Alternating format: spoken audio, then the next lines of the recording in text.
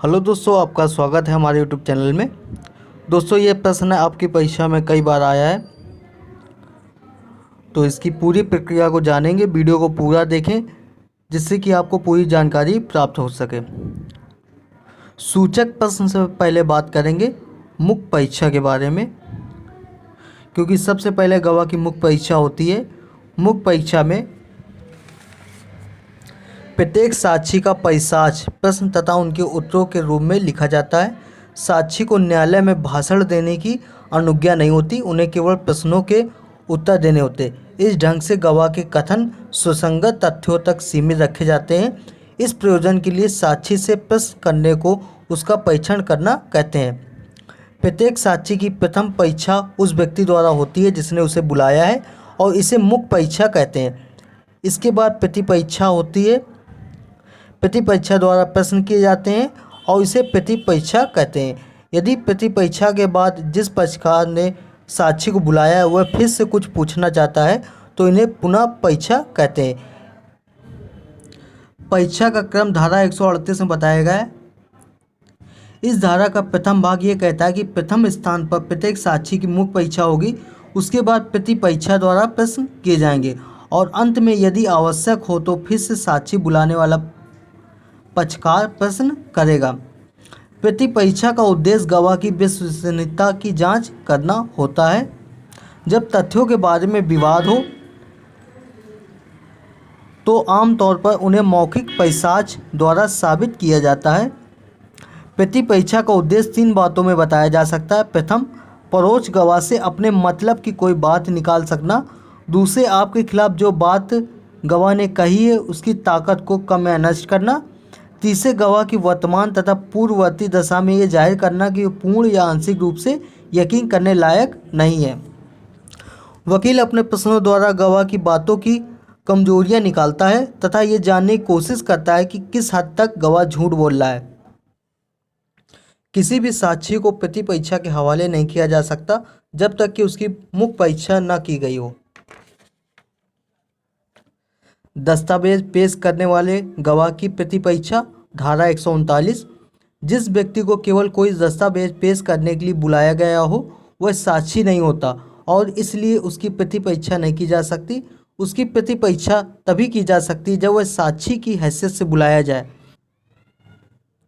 ये बात धारा 139 में उपबंधित है। किसी भी साक्षी की प्रति परीक्षा नहीं की जा सकती जब तक कि पहले उसे मुख्य परीक्षा में न लाया गया हो। सील का साक्षी धारा 140 में जो साक्षी किसी पक्षकार के सील का साक्ष्य देने के लिए आता है उसे मुख्य परीक्षा, प्रति परीक्षा तथा पुनः परीक्षा भी हो सकती है। ये बात धारा 140 में कही गई है। सूचक प्रश्न को धारा 141 में परिभाषित किया गया है। कोई प्रश्न जो उस उत्तर को सुझाता है जिसे पूछने वाला व्यक्ति पाना चाहता है या पाने की आशा करता है, सूचक प्रश्न कहा जाता है। उदाहरण के लिए, जब न्यायालय को यह बताना आवश्यक हो कि कोई साक्षी कहाँ रहता है तो उसे पूछना चाहिए आप कहाँ रहते हैं और उसे बताने दिया जाए कि वह कहाँ रहता है। यही प्रश्न यूँ रखा जाए कि आप फला स्थान पर रहते हैं तो साक्षी फौरन इशारा समझकर हाँ कह देगा। ये सूचक प्रश्न हो जाएगा। इससे उत्तर साक्षी के मुंह में रख दिया जाता है और उसे केवल उसी बात को दोहरा देना होता है। धारा 142 में कहा गया है, यदि प्रतिपक्षी को कोई ऐतराज हो तो सूचक प्रश्न मुख्य परीक्षा तथा पुनः परीक्षा में नहीं पूछना चाहिए।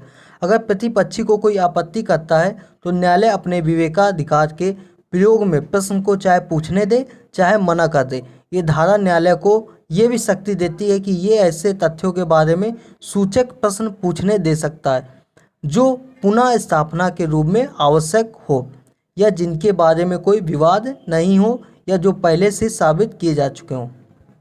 धारा 143 में सूचक प्रश्न कब पूछे जा सकेंगे, तो पहला है जब प्रतिपक्षी उनके बारे में कोई आपत्ति ना करे। दूसरा है जब प्रतिपक्षी आपत्ति करे परंतु न्यायालय उसकी आपत्ति को अस्वीकार करते हुए ऐसे प्रश्न पूछने दे।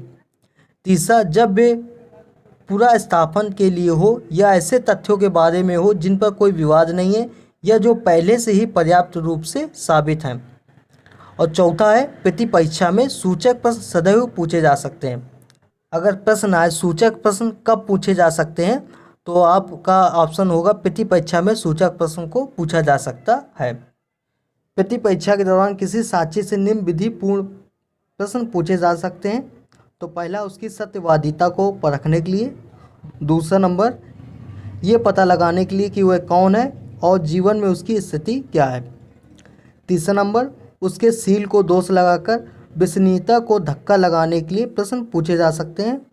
चौथा है, साक्ष्य अधिनियम की धारा 143 के अनुसार सूचक प्रश्न प्रति परीक्षा में पूछे जा सकते हैं। दोस्तों, अगर आपको वीडियो पसंद आए तो लाइक करें, सब्सक्राइब करें, शेयर करें। धन्यवाद।